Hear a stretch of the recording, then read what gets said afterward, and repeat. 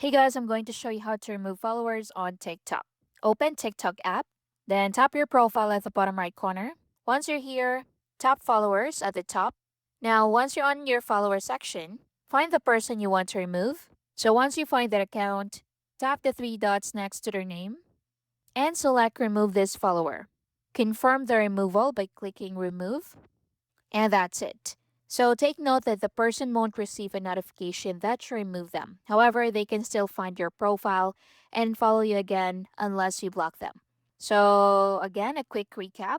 Open your profile, then select followers at the top, then find the person you want to remove, then click the three dots beside their name, then click remove this follower, then confirm it, and that's it. If you want to prevent someone from viewing or interacting with your TikTok account, blocking them is a better option. So open their profile, tap the share button at the top right corner, then click block, and click block again to confirm the action. And that's basically it. I hope you find this helpful. Thank you for watching.